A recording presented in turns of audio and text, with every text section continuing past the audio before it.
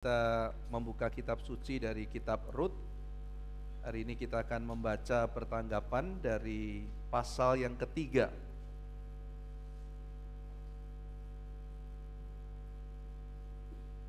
Kita akan membaca keseluruhan pasal ketiga. Saya akan membaca ayat pertama, saudara membaca ayat kedua, demikian kita pertanggapan sampai ayat ke-18. Saya akan mulai.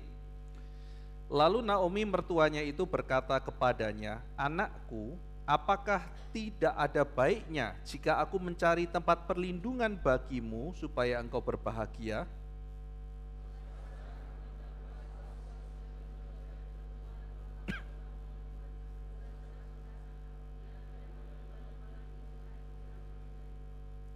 Maka mandilah dan beruraplah, pakailah pakaian bagusmu dan pergilah ke tempat pengirikan itu.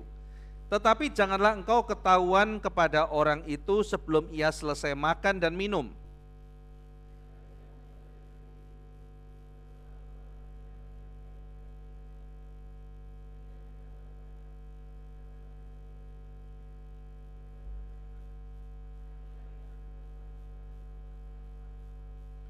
Lalu kata Rut kepadanya, "Segala yang engkau katakan itu akan kulakukan."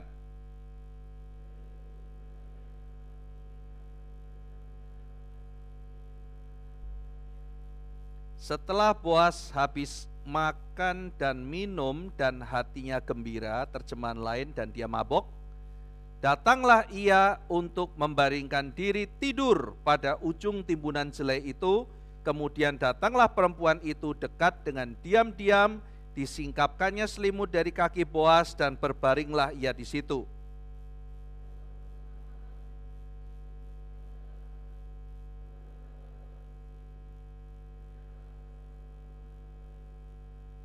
Bertanyalah ia, "Siapakah engkau ini?" Jawabnya, "Aku Rut, hambamu.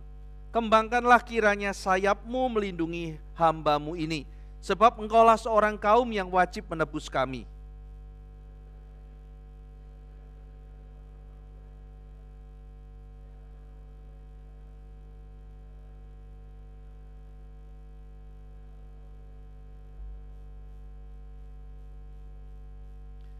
Oleh sebab itu anakku, janganlah takut. Segala yang kau katakan itu akan kulakukan kepadamu. Sebab setiap orang dalam kota kami tahu bahwa engkau seorang perempuan baik-baik.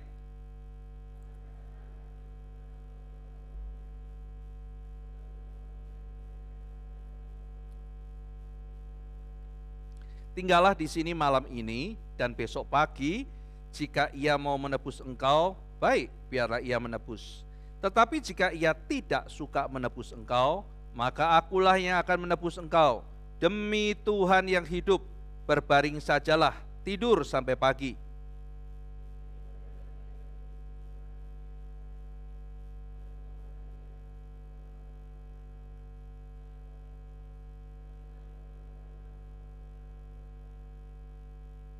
Lagi katanya, "Berikanlah selendang yang engkau pakai itu dan tadahkanlah itu." Lalu ditadahkannya selendang itu, kemudian ditakarnya lah 6 takar jelai ke dalam selendang itu. Sesudah itu pergilah Boas ke kota.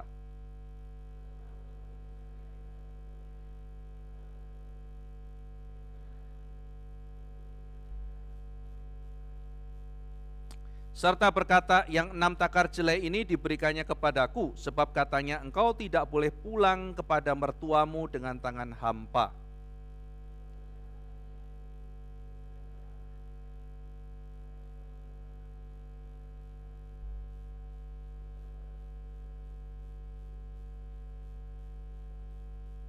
Mari kita berdoa. Bapa dalam surga, kami telah membaca sebuah teks yang Tuhan telah wahyukan kepada kami dalam sejarah. Dan kami meminta bahwa Tuhan yang telah memberikan wahyu menjadi Tuhan yang memberikan pengertian pada kami semua. Sehingga kehendak-Mu nyata, kehendak-Mu dipermuliakan, kehendak-Mu dijunjung tinggi, kehendak-Mu dilakukan oleh setiap kami. Biar kami boleh hidup berdasarkan firman, berdasarkan kehendak Allah, dan hidup mempermuliakan nama-Mu dalam dunia ini. Beri kami anugerah, beri kami pengertian, beri kami hikmat. Dalam nama Tuhan Yesus Kristus kami berdoa. Amin. Saudara sekalian, kita baca teks ini teks biasa, teks romansa pernikahan biasa. Kisah mengenai ada satu orang gadis yang kemudian mendambakan suami, tetapi ternyata laki-laki yang diharapkan kok ternyata pasif. Nggak ada gerakan, gimana nih, kata Naomi. Lalu Rutnya bilang, ya masih begitu-begitu saja. Nah, karena diam-diam saja, maka Naomi memberikan nasihat kepada Rut, ayolah bikin dia agresif sedikit. Jadi kalau orang perempuan kadang-kadang tanya ke saya gitu, Pak boleh nggak kalau kita perempuan itu yang menyatakan cinta lebih dulu gitu. Ya enggak ada ayatnya sih gitu ya, maksudnya itu kan berdasarkan kultur saja ya gitu ya, ya enggak ada salahnya juga. Cuman biasanya saya pesan, tapi jangan terlalu norak nanti kamu dimainin sama laki-laki malah. Ya kan, jadi kamu mesti bisa membuka tapi ada rahasianya begitu, supaya laki-laki juga enggak ketakutan sama kamu gitu.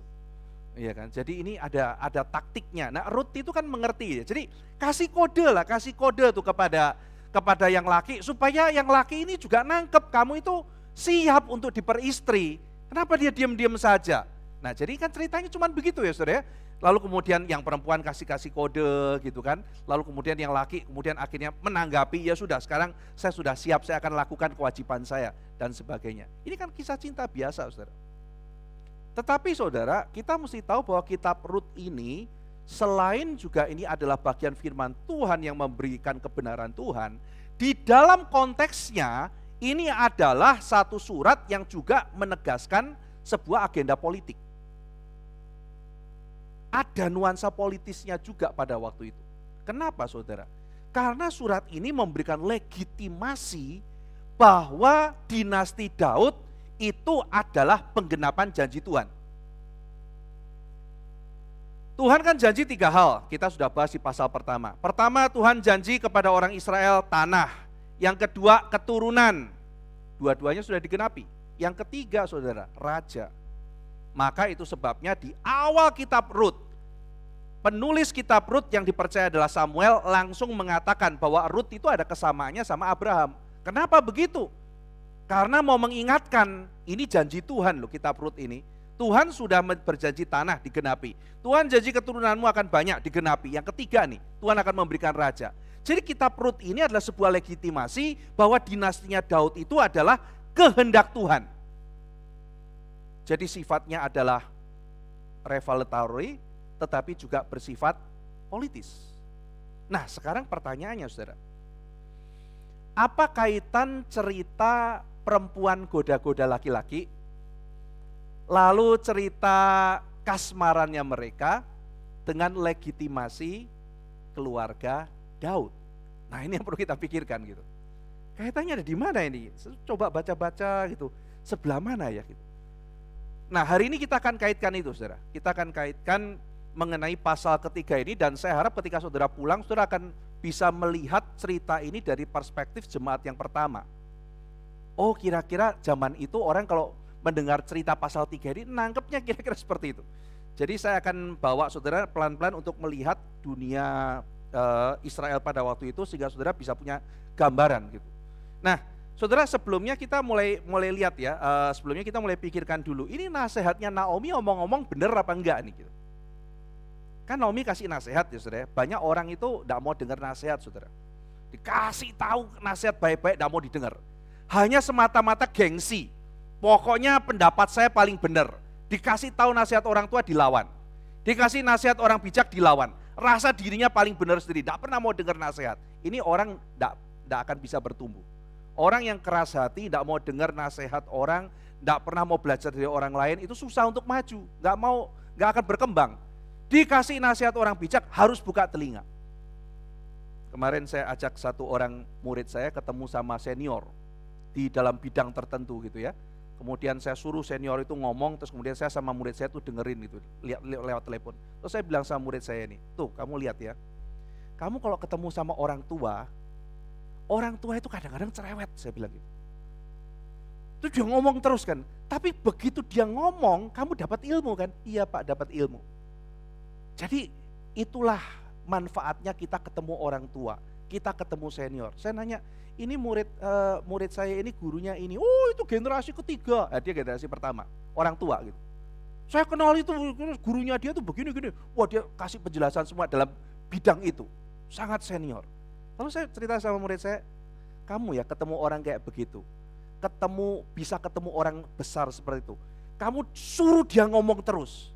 Setelah dia ngomong terus kamu serap semua ilmunya. Kamu lebih pintar, hemat, gak usah banyak baca buku. Iya Pak, gak usah baca buku. Ilmunya semua dapat. Mau belajar sejarah langsung ketemu orangnya. Saya ketemu satu orang saudara, dia kasih lihat saya lukisan Avandi. Lalu saya cerita, Avandi begini. Dia bilang, enggak, salah, Avandi gini. Saya bilang sama dia, Anda baca buku apa? Ya, Anda baca buku apa? Saya baca buku ini gini. Ya, terus kemudian, by the way ini ngong saya sendirilah. Saya bilang, Kong baca buku apa? Saya baca buku ini. Terus ngong saya bilang, lu baca apa? Nih, saya karikatur. Salah. Ngong saya enak aja bilang salah gitu kan. Kasih lihat saya lukisan Avandi lagi, yang Sujoyono. Ini gini. Sujoyono nggak begitu, Kong. Sujoyono gini. Ini yang benar. Saya yang benar. Gak bisa, kok nggak studi literatur? Studi literatur, saya yang benar, bukumu salah gitu. Atas dasar apa engkau bilang itu salah? Aku temannya Avandi. Diam saya. Lo tahu nggak? Kamu belum lahir Avandi sudah nginep di sini. Saya dikasih lihat semuanya, foto-fotonya atau apa. Saya diam gitu kan ya. Ya sudah, habis itu Kong silakan bicara. Dia bicara terus saya dengerin gitu. Kok beda sama yang di buku gitu kan? Kenapa di buku beda? Karena pada waktu dia di luar, dia itu pelukis, dia itu miskin, dia bikin lukisan, dia pajang keluar, dia mau dapat uang pakai yang murah, engkau nggak mau, engkau suruh dia nginep di sini 3 bulan, kasih cat yang terbaik, maka hasilnya beda. Jadi apa yang kamu lihat di sini sama yang di buku teks beda. Waduh, kalau kayak begitu saya sudah nggak baca buku lagi, saya ngomong sama dia langsung, korek ilmunya. Nah akhirnya oke, sekarang bicara Kong. Bicara, saya dengar, langsung dapat ilmu. Orang kalau dengar nasihat saudara, ketemu orang yang benar, lalu buka telinga sama dia, itu kita dapat nasihat yang baik. Maka ada orang-orang tidak pernah mau dengar nasihat, ada orang-orang yang cari nasihat. Sekarang Ruth ini bahaya saudara. Dia mau nasihat, semua yang kamu bilang saya akan lakukan. Ruth ini orang mau belajar saudara. Cuma celakanya nasihatnya benar apa enggak gitu loh. Enggak dengar nasihat, salah. Tapi dengar nasihat, kita juga mesti tahu yang nasehatin kita ini benar apa tidak.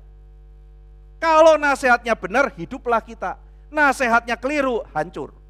Orang Jawa punya satu istilah, blondrokno. Nah ini kalau tempat lain susah saya ngomong gitu ya. Diblondrokno saudara. Jadi kasih satu nasihat tapi menjerumuskan, itu namanya blondrokno gitu ya. Mantep sudah blondrokno gitu kan ya itu. Jadi tidak ada itu, di istilah lain kurang gitu. Nah jadi apakah nasihatnya Naomi ini menjerumuskan atau menghidupkan? Ini banyak pendapat saudara. Yang pertama saudara ya, ada tafsiran yang model macam pertama. Ini adalah penafsiran yang mengatakan semua nasihatnya Naomi itu baik adanya. Kembali ke pasal 1 ada 3 cara melihat Naomi. Purely beriman, purely jahat, yang ketiga zebra campur-campur. Kemarin kan kita katakan saya lebih lihat Naomi, Ruth itu yang purely kayaknya baik gitu ya. Orpa itu yang kira-kira salah. Naomi ini zebra. Kadang-kadang benar, kadang-kadang ngawur gitu kan ya. Nah, jadi kita juga akan melihat pasal 3 seperti itu. Ada yang mengatakan Naomi ini super beriman, nasihatnya itu sangat baik. Jadi Naomi itu sopan ngajari Ruth, cuman Ruth kasih kode bahwa kamu sudah siap, pakai baju yang rapi, datang malam-malam tiduran di kakinya Boas. Itu sopan. Loh, kenapa sopan? Iya, karena mungkin bajunya Ruth itu baju seorang yang berkabung. Kan dia ditinggal suaminya, mungkin pakai baju hitam-hitam saudara. Belum move on gitu. Lah saudara sekarang lihat ya, kalau ada satu orang perempuan baru ditinggal suaminya, masih muda umur 20-an. Terus ada laki-laki yang suka sama dia, mau dideketin masih pakai baju kabung, ya orang sungkan kan. Mau bilang, kita mau kencan gak? Ya sungkan itu masih pakai, kamu gak lihat ini bajuku kayak begini gitu. Nah maka nasihat Naomi adalah, buka baju berkabungmu, pakai baju yang bagus, kasih kode saya sudah move on, siap membina rumah tangga yang baru, ayo masuk dalam hidupku. jadi sopan. Nah, ada pandangan seperti itu. Naomi itu sama sekali tidak menjerumuskan. Naomi itu sopan dan sesuai dengan adat waktu itu. Tapi pandangan yang nomor satu ini susah diterima, saudara. Kenapa susah diterima? Yang pertama, yang pertama kita lihat. Tunggu argumennya lagi ya. Argumennya masih ada lagi. Jadi yang pertama tadi argumen yang mendukung adalah bahwa itu sebetulnya hanya untuk move on. Yang kedua, saudara, dikatakan bahwa Boas pun itu juga adalah memuji Rut. Boas memberikan pujian pada Rut. Jadi maksudnya Boas juga approve caramu itu benar. Ada yang mengatakan begitu. Boas approve, ya boleh ini caramu benar. Tetapi pandangan ini susah dipertahankan karena beberapa hal. Yang pertama, saudara, Boas sendiri bilang jangan cerita-cerita. Iya kan? Jadi Boas kan bilang, Rut, kamu ini perempuan baik-baik. Nggak usah cerita-cerita kalau kamu adalah tidak baik, kata Boas. Kalau ada perempuan malam-malam datang ke tempat laki-laki. Itu ada tadi kita baca. Jadi Boas sendiri mau mengatakan tindakan Rut itu sebetulnya nggak sopan. Maka jangan sampai ketahuan orang. Aku tuh percaya kamu pasti baik gitu ya. Aku percaya kamu. Tapi kalau ketahuan orang, jadi ceritanya nggak baik. Yang kedua, saudara, Rut pergi meninggalkan Boas dikatakan pada waktu hari masih gelap. Pada waktu orang tidak bisa mengenali satu dengan yang lain, dia pulang. Tidak diceritakan, pulang gelap-gelap. Artinya ini jangan sampai ketahuan. Kenapa jangan sampai ketahuan? Artinya nggak sopan. Lah kalau sopan kan Rutnya, Boas saya permisi dulu, masih ngantuk, entarlah tunggulah gitu. Lagian kan kita nggak ngapa-ngapain kan Rut, iya tidur ya. Terus pagi-pagi pegawainya datang, ya ampun Pak Boas sama Ibu Rut lagi ngapain? Nggak ngapa-ngapain kok, biasa aja sesuai adat gitu. Ya kan yang terjadi seperti itu kan saudara. Tapi fakta bahwa Rut, kamu satu jangan cerita-cerita, dua ya sudah pulang cepat-cepat. Kenapa? Karena kan kamu perempuan baik-baik. Artinya kalau ketahuan di situ, akan ketahuan Rut bukan perempuan baik-baik. Berarti nasihat Naomi juga tidak sesuai kaidah-kaidah pada waktu itu. Ini berbahaya. Ya, jadi ini tidak pantas ya, dan ini masuk dalam narrative of seduction, narasi godaan. Jadi pasal 3 ini saudara, genre-nya adalah godaan. Narasi godaan. Nanti kita akan kembali ke sana. Nah, saudara, jadi kalau kita melihat narrative of seduction, kita langsung tahu ini Rut ini datang untuk menggoda. Jadi pasti nggak benar. Begini, saudara. Seperti saya jelaskan dalam pasal 1, kita kalau nonton film, begitu kita sudah tahu genre-nya, kita sudah tahu arahnya kemana. Misalnya, saudara lihat, oh ini film science fiction. Saudara jangan pernah beranggapan bahwa itu akan sangat masuk akal. Science fiction itu bisa tiba-tiba ada makhluk planet luar angkasa datang ke sini, itu namanya science fiction. Tiba-tiba ada orang bisa terbang, saudara sudah, memang kayak begitu. Saudara sudah nggak akan kaget gitu. Nah, kalau film drama, saudara pasti akan tebak seperti itu. Ketika film drama kecampur science fiction, saudara bingung, ini film apaan gitu kan. Misalnya saudara ya, saudara nonton film Ada Apa Dengan Cinta. Tiba-tiba cinta diculik sama alien gitu. Saudara kan jadi bingung gitu, ini film apa gitu kan ya. Kok tiba-tiba cintanya bukan diculik Rangga, diculik alien. Terus Rangga berubah jadi Batman, jadi gak karu-karuan saudara gitu kan. Ini apa ini film gitu kan. Jadi kalau saudara nonton film percintaan, ya kira-kira akan jalannya seperti ini. Kalau film horor, jadinya akan seperti ini. Kalau film misalnya science fiction, jalannya akan seperti ini. Nah kalau baca pasal 3, ini narasinya narasi godaan. Ketika orang baca narasi godaan, maka orang selalu akan berpikir, oh nanti akan terjadi godaan, lalu terjadi seksualitas, lalu punya anak. Dan banyak tipu-tipuan di sana. Ya, jadi ini adalah narasi godaan. Jadi sehingga tidak baik. Nasihat Naomi itu tidak baik. Jadi nomor 1 kalau mengatakan Naomi baik sekali, kita tidak bisa sependapat. Yang kedua tetapi saudara, Naomi ini Machiavelli itu. Jahat sepenuhnya, pokoknya gimana caranya kalau perlu kamu pergi ke sana mau dihamili atau pokoknya dapetin dia gitu. Jadi benar-benar sudah pokoknya buta gelap. Naomi perintahkan apapun yang terjadi, ambil dia. Tapi kalau kita mau lihat ya, Naomi ini masih Kristen loh. Dia masih takut Tuhan loh. Dia tuh masih di tengah-tengah keputusasaannya, dia masih mengingat nama Tuhan, menyebut nama Tuhan, bergumul dengan Tuhan. Jadi kalau sepenuhnya tanda kutip jahat juga kita sulit percaya. Jadi yang kedua ini mengatakan bahwa Naomi adalah seorang Machiavelli, menempuh cara apapun, bagaimanapun untuk bisa mendapatkan apa yang dia mau, termasuk berpura-pura. Wah, kalau sudah baca buku Il Principe itu ya, ya moral itu bolehlah, jangan terlalu jahat juga. Kalau terlalu jahat itu orang benci sama kamu jadi pemimpin. Jadi berpura-puralah baik. Jadi berpura-pura baik, berpura-pura bermoral, supaya orang itu, mangsa-mangsamu itu lemah, kamu bisa kendalikan mereka. Kalau kamu terlalu jahat, orang berontak. Jadi sedikitlah pakai taktik kelihatan tulus. Jangan tulus beneran, orang tulus dimakan. Wah, celaka gitu ya. Jadi berlawanan sekali dengan ajaran Tuhan Yesus. Lu kalau tulus lu dimakan. Lu harus pura-pura tulus. Kamu harus tidak terlihat. Motifmu harus ambigu. Jadi kamu jangan sampai telanjang seutuhnya, kamu berikan sedikit. Wah, sudah membaca Il Principe itu ya. Ini kayak benar-benar dia melihat dunia itu isinya semua orang jahat, dan kalau kamu nggak jahat, kamu nggak bisa bertahan hidup. Nah, apakah Naomi mau diletakkan di kondisi seperti ini? By the way, saudara ya, buku-buku semacam itu ketika saudara baca boleh-boleh saja. Dalam pengertian begini, kita orang Kristen dipanggil tulus, tapi tidak boleh naif. Banyak orang jahat di dalam dunia ini, dan mereka mungkin mau menjahati kita. Kita sebagai orang Kristen dipanggil tulus, tapi kita tahu banyak orang tidak tulus. Jadi kita sebagai orang tulus, tapi tidak naif, tidak gampang ditipu orang, tidak gampang untuk dimanipulasi oleh orang. Kita mengerti cara berpikir orang jahat, tapi kita bersikap jujur dan tulus karena kita mau taat pada Tuhan, dan kita percaya dunia bukan cuma sebab akibat, tetapi ada sebab akibat dari Tuhan yang intervensi dalam sejarah. Itu namanya kedaulatan Allah.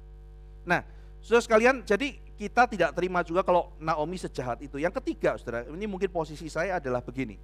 Naomi ini responsif, dia itu pragmatis, tetapi masih dalam kaidah-kaidah sopan.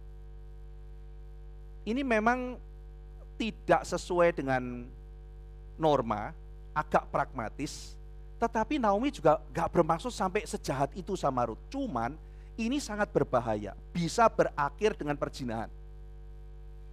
Ini posisi ketiga, yang saya lihat Naomi ya salah juga, tapi gak sejahat itu. Ya posisi tengah-tengah gitu ya. Nah, tidak vulgar, tidak sampai pokoknya segala macam cara lakukan untuk mendapatkan dia. Tetapi caranya dia ini juga termasuk cara-cara yang kompromis. Dia mau mengatakan, aku mau memberikan menukah pada kamu, aku memberikan istirahat supaya kamu bahagia di ayat 1. Saya memberikan istirahat. Dia lupa ya saudara. Kitab Hakim-Hakim Tuhan berkata, aku akan memberikan menukah, istirahat, kalau kamu taat pada perintahku. Aku akan menghukum kalau kamu tidak taat pada perintahku. Sekarang dia memberikan perintah kepada Ruth untuk mendapatkan menukah, tapi dengan cara kurang taat sama firman.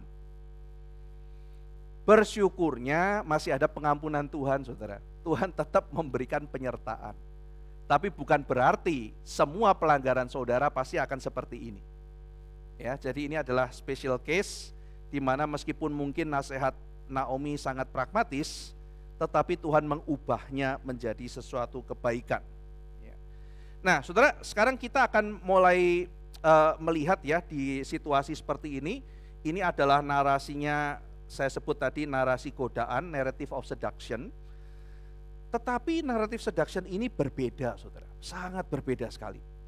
Ya, misalnya, saudara sekalian, Boas itu adalah orang yang sifatnya itu tidak memanfaatkan situasi.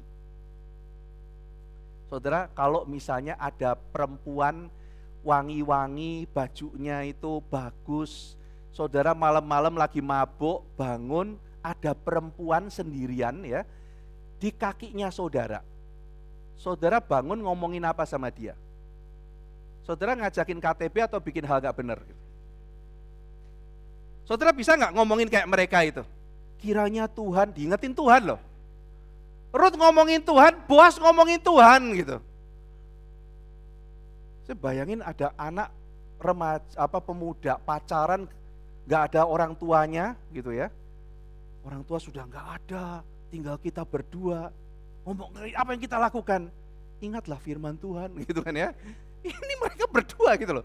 Saudara, ini naratif of seduction mana di dalam kitab sebelumnya yang ketika ada perempuan, ada laki-laki, ada kesempatan ngomongin firman. Jadi pasal 3 ini unik gitu kan. Siapa kamu? Aku Rut, kembangkanlah sayapmu, bicara firman. Si Boas langsung ngomong juga mengenai firman Tuhan. Besar hesetmu, lebih besar dari yang pertama. Aku akan melakukan gini. Wah gitu, jadi ternyata Boas juga reputasinya luar biasa ya. Dia tidak memanfaatkan situasi, dia punya self control, dan dia bicara firman Tuhan. Jadi saudara, nanti kita akan melihat ya, pasal 3 ini adalah pasal yang unik gitu. Pasal yang sangat unik sekali. Nah saudara-saudara sekalian, untuk bisa melihat pasal ini lebih limpah lagi, ya kan? Kita bisa melihat karakternya Rut, kita bisa melihat karakternya Boas gitu ya. Boas banyak memuji Rut ya. Misalnya di situ Boas mengatakan, Rut, kamu itu tidak cari perempuan-perempuan yang laki-laki yang lebih muda. Nah di situ kita bisa ambil kesimpulan, Boas ini orang yang sudah tua. Itu juga mungkin sebabnya kenapa Boas tidak langsung pendekatan kepada Rut. Yang pertama, secara usia dia lebih tua dari Rut. Yang kedua, ada orang ternyata yang lebih dekat. Tadi baru muncul di pasal 3. Ternyata ada orang yang lebih dekat untuk menikahi kamu. Jadi itu sebabnya mungkin Boas ketahuan sekarang kenapa kok tidak bergerak.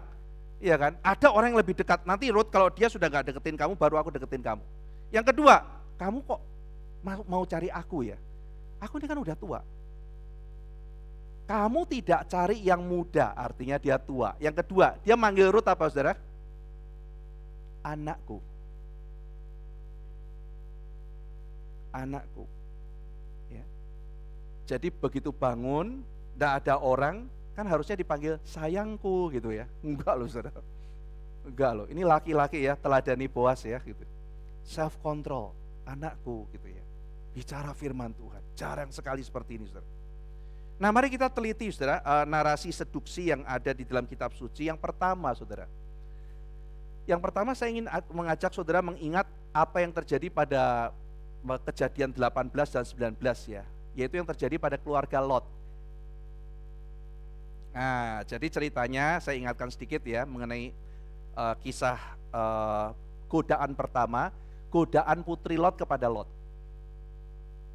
Nah jadi ceritanya ada 3 utusan Tuhan menjumpai Abraham, 3 malaikat Tuhan menjumpai Abraham, lalu kemudian Abraham menunjukkan cinta kasih atau di dalam bahasa Ibrani hesed, loving kindness. Dia menunjukkan loving kindness, dia menunjukkan hesed dengan melakukan hospitality, dengan menjamu mereka. Orang asing bukan dijahati tapi dijamu. Ini menjadi ciri khas orang Kristen, loving kindness. Kita mempunyai cinta yang seperti Tuhan. Tuhan mencintai kita bukan karena kita itu baik, tapi karena Tuhan memang penuh kasih dan dia mau mengasihi kita. Itu sebabnya nanti kenapa kita Rut mengasihi Boas, bukan karena Boas itu kenapa Rut mengasihi Naomi, bukan karena Naomi itu memberikan banyak hal pada Rut, tapi karena memang Rut hatinya penuh cinta kasih Tuhan. Dia mengasihi Naomi keluar dari cinta Tuhan yang besar itu. Itu loving kindness. Nah jadi tadi kan Boas mengatakan Rut hesed cinta yang kamu tunjukkan sekarang 2 kali dari hesed yang pertama. Hesed pertama adalah Rut mengasihi Naomi. Hesed yang kedua dia taat sama Tuhan, tidak sembarangan cari jodoh. Meskipun banyak yang muda-muda gairahnya dia mungkin sama dia, Tuhan bilang kriterianya harus begini-begini, dia taat sama kriteria dari Tuhan. Maka Boas mengatakan hesedmu yang sekarang kamu tunjukkan kepada Tuhan lebih besar dari hesed yang pertama. Nah jadi saudara-saudara sekalian, kisah yang pertama adalah kisah Abraham menunjukkan loving kindness. Terus kemudian utusan ini kan pergi ke Sodom, ke tempatnya Lot. Dan Lot menunjukkan loving kindness juga, menunjukkan hospitality juga, disambut saudara. Kenapa? Lot didikan Abraham.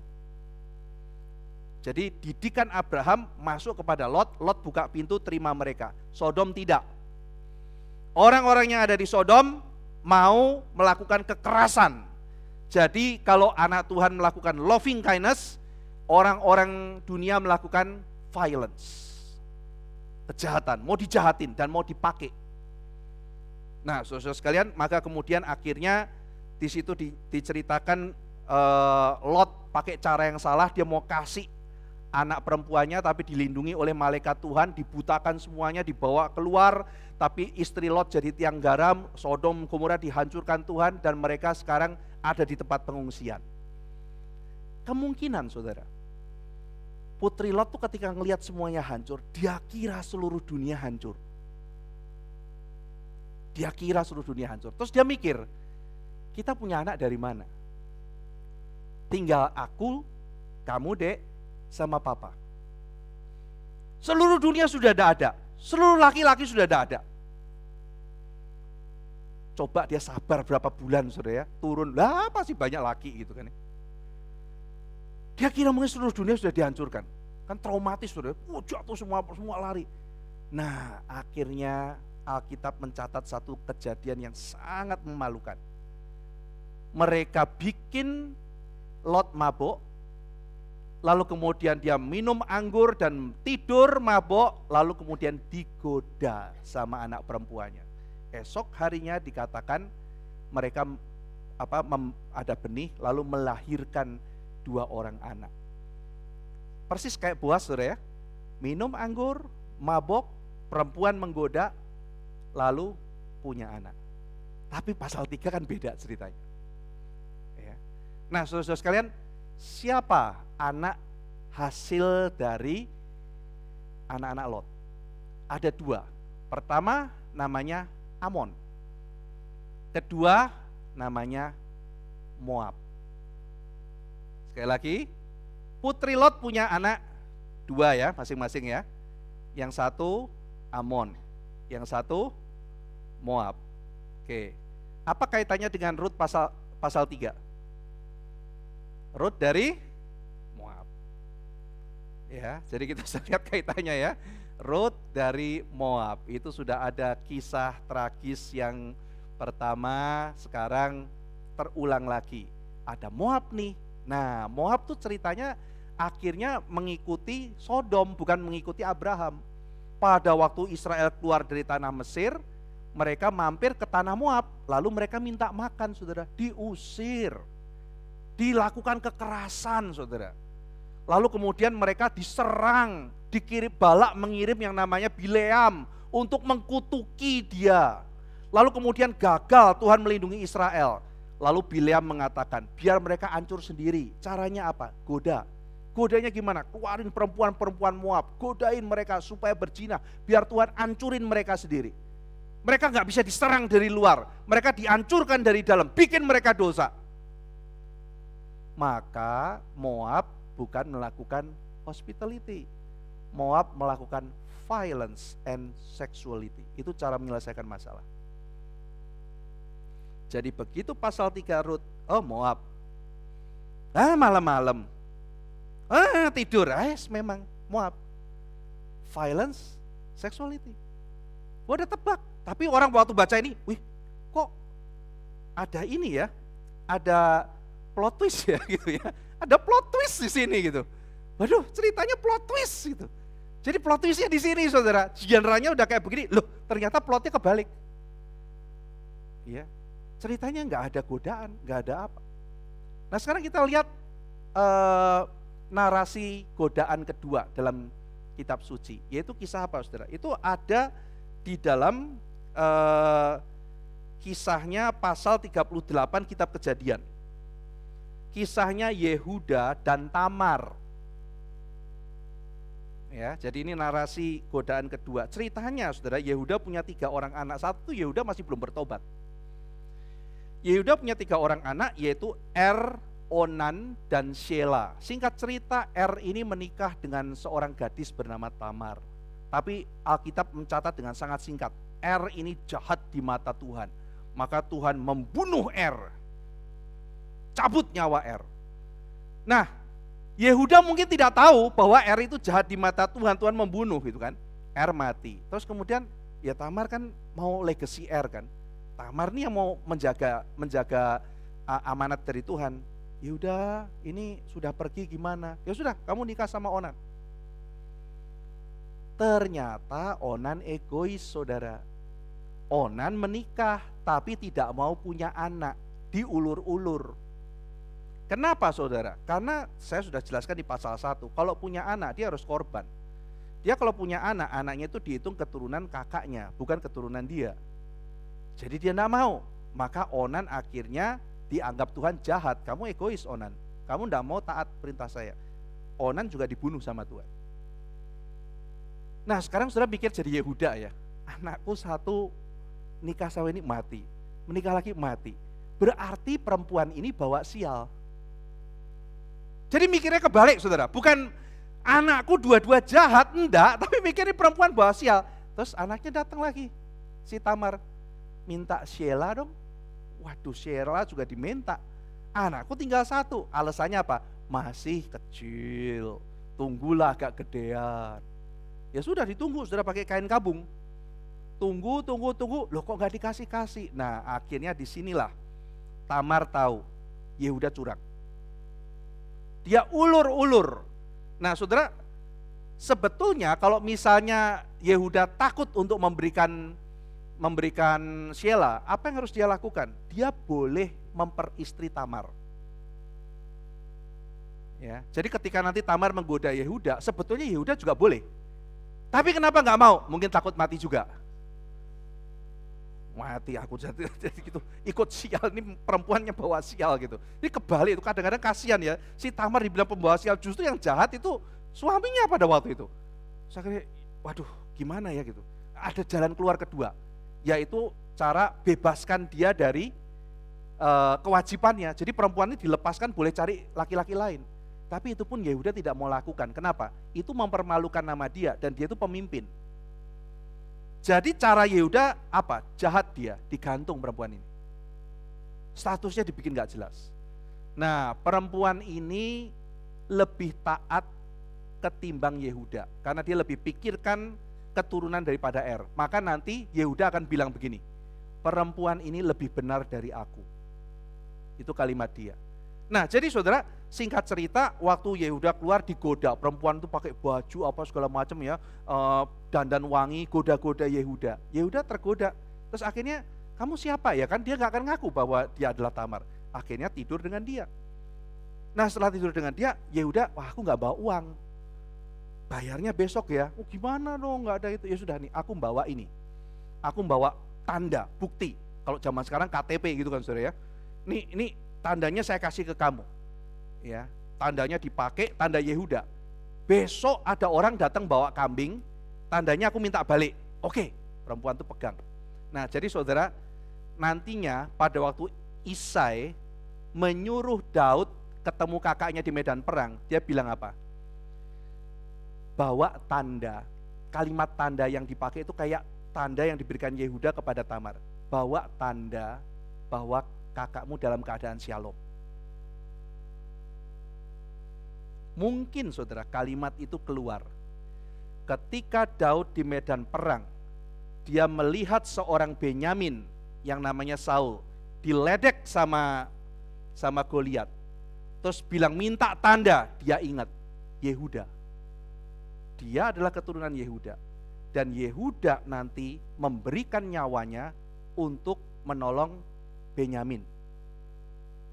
Benyamin kan waktu itu mau ditawan sama Yusuf kan. Lalu siapa yang memberikan nyawanya? Yehuda. Jadi pada waktu dia melihat Benyamin diancam sama raksasa, ini saatnya saya membela.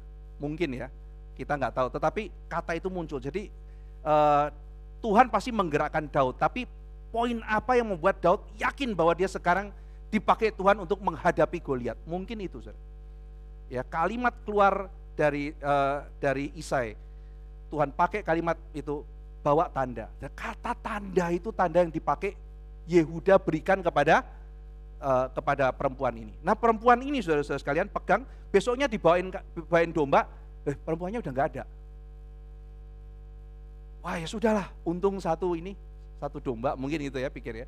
Tiba-tiba datang, ya dibilang, Tamar hamil. Wah dia sebagai hakim adili Tamar kan, kamu perempuan gak bener. Sekarang kamu akan saya bunuh, dibakar. Tunggu, sebelum hukum mati saya silakan, tapi sebelum hukum mati saya kasih tahu siapa bapaknya anak ini. Siapa? Gitu. Dia punya tanda ini. Dia tunjukin. Saudara, itu pertaruhan. Kalau Yehuda tidak bertobat, dia tinggal sangkali. Dia tinggal langsung bunuh. Tapi saya melihat, saudara, itu adalah momen pertobatan Yehuda. Karena semenjak itu, saudara akan melihat Yehuda berubah sifatnya. Tidak seperti Yehuda yang dulu. Dia betul-betul menjadi seekor singa yang takut akan Tuhan, yang membela saudara-saudaranya. Seperti kalimat yang diucapkan oleh Kain kepada Tuhan. Apakah aku penjaga saudaraku? Kalimat yang tidak dijawab oleh Tuhan, tapi nanti dijawab oleh anak-anak Tuhan. Memang harusnya kamu menjadi penjaga bagi saudaramu.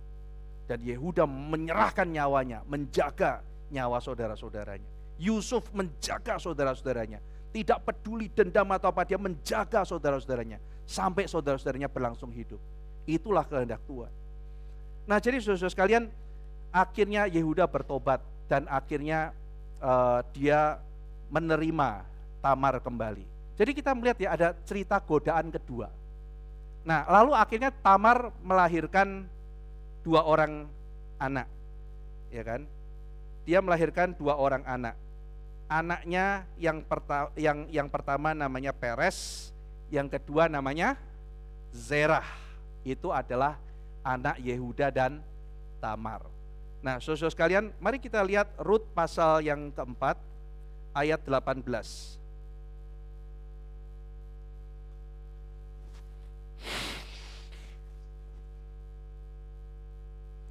Rut pasal 4 ayat 18. Inilah keturunan Peres. Peres anak siapa? Yehuda. Peres memperanakkan Hezron. Hezron memperanakkan Ram. Ram memperanakkan Aminadab. Aminadab memperanakkan Nahason. Nahason memperanakkan Salmon. Salmon memperanakkan Boaz. Boaz memperanakkan Obed. Obed memperanakkan Isai. Isai memperanakkan Daud. Jadi pasal 3 ini siapa keturunan Peres, saudara? Boaz. Jadi 2 cerita godaan. Yang pertama cerita Moab, yaitu Rut. Cerita Peres, yaitu Boaz. Sekarang ketemu.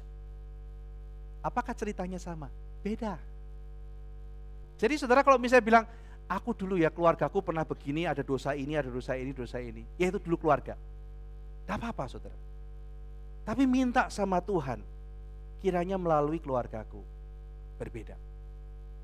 Karena ini bisa terjadi saudara. Tuhan melakukan transformasi. Tuhan melakukan perubahan. Tuhan melakukan restorasi dalam kisah-kisah yang kelam itu. Kisah kelam itu dibongkar, diakui. Tetapi kisah kelam itu tidak dibiarkan, tapi direstorasi dengan indah. Diulang lagi saudara. Jadi kalau orang pada waktu itu kalau baca pasal 3, waduh, ini narasinya seduction ini.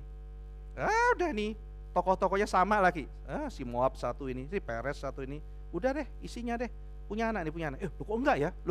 Lah, kok ngomongin firman ya? Plot twist gitu kan. Apakah Rut menggoda? Tidak. Apa yang Rut katakan? Kebenaran. Kamu siapa? Wah, mungkin Yehuda nanya Tamar, aku itu loh gadis baru gitu. Kamu siapa? Aku Rut. Kebenaran saudara. Firman yang diomongin. Gak ada godaan, gak ada apa. Terus kemudian ketika Tamar datang, aku minta pertanggungjawaban. Yehuda lari. Gini, nanti anakku masih belum besar dan sebagainya. Aku minta pertanggungjawaban, kata Rut. Oke, saya akan ngomong dulu sama yang satu, kalau nggak mau saya yang tanggung jawab. Besok saya akan selesaikan. Dan apa kata Naomi? Kamu tunggu, hari ini dia akan selesaikan. Dia nggak lari, saudara. Dia nggak lari dari tanggung jawab. Oke, itu memang tanggung jawab saya tanggung jawab. Wah, saudara, ini kisah yang sangat indah, saudara. Jadi ketika baca ini, Daud ternyata begini ya. Oke, dia mungkin keturunannya ini, tapi ini beautiful. Bagaimana Tuhan melakukan restorasi dalam sebuah keluarga. Tuhan merestorasi sebuah bangsa. Dan bagaimana Tuhan merestorasi sebuah bangsa, saudara? Melalui merestorasi keluarga. Melalui keluarga, saudara. Ini bicara mengenai bangsa yang sudah hancur, mau direstorasi. Dan melalui dinasti Daud. Dan bagaimana dengan Tuhan merestorasi dinasti Daud? Merestorasi keluarga. Benarlah kata Martin Luther. Martin Luther mengatakan ada 3 hal yang penting. Yang pertama, organisasi namanya negara. Yang kedua, organisasi namanya gereja. Yang ketiga, organisasi paling kecil namanya keluarga. Dan Luther mengatakan, di antara 3 itu yang paling menentukan arah adalah keluarga. Kalau keluarga-keluarga sehat dan baik, maka gereja mendapat benefit. Kalau keluarga-keluarga sehat dan baik, negara mendapat warga negara yang baik. Maka itu sebabnya tidak heran Tuhan melakukan pemulihan keluarga Rut. Dan kemudian setelah ini dipulihkan, maka demikian dia memulihkan Israel. Jadi ada peran bagi kita, saudara, di tengah-tengah keluarga. Untuk berdoa, untuk bersaksi, untuk tidak putus asa, terus dipakai oleh Tuhan menjadi berkat bagi keluarga. Lalu yang menarik, saudara, pasal ketiga ayat 11. Di situ pujian yang diberikan Boas kepada Rut. Oleh sebab itu, anakku, jangan takut, segala yang kau katakan itu akan kulakukan kepadamu. Sebab setiap orang dalam kota kami tahu bahwa engkau adalah seorang perempuan baik-baik, seorang woman of excellence. Atau dalam bahasa Ibrani, seorang Eshet Chayil, Eisyetchayil, Eshet Chayil. Eshet Chayil atau woman of excellence, ini adalah perempuan bijaksana, perempuan yang ideal. Nah, nantinya di dalam Amsal pasal 31, saya percaya pada waktu Salomo menuliskan mengenai Eshet Chayil, itu dia tidak sedang berimajinasi liar. Tetapi mungkin dia terinspirasi oleh leluhurnya, yaitu Rut.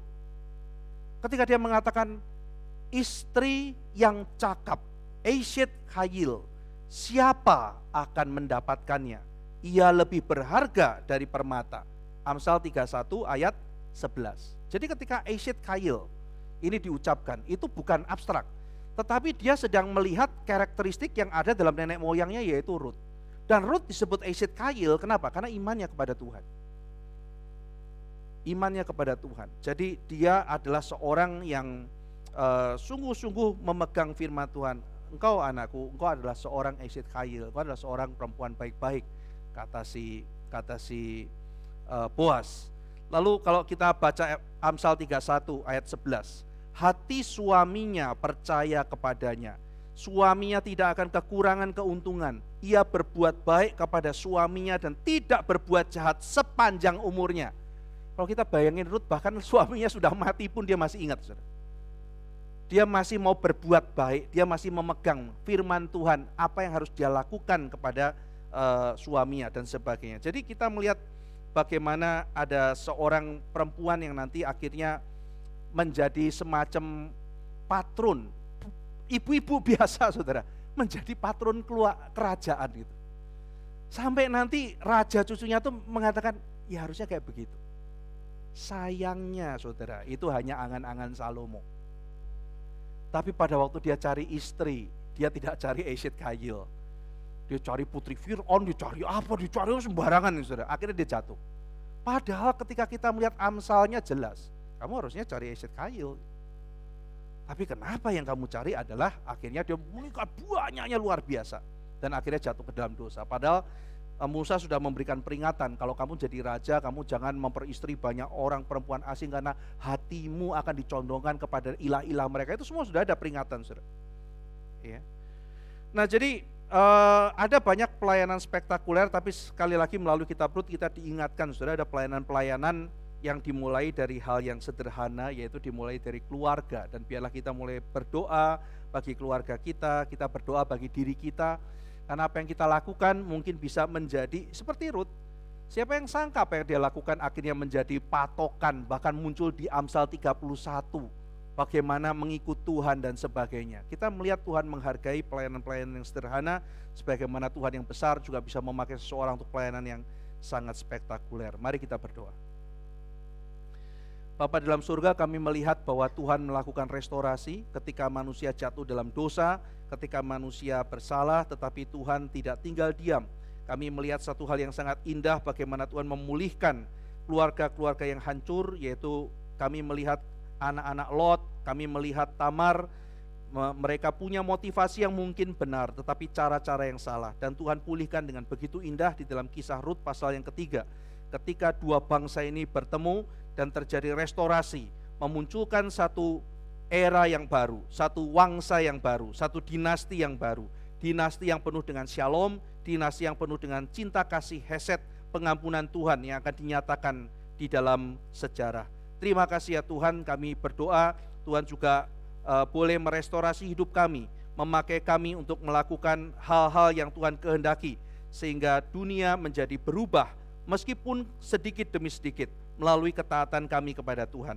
Terima kasih ya Tuhan, dalam nama Tuhan Yesus kami berdoa. Amin.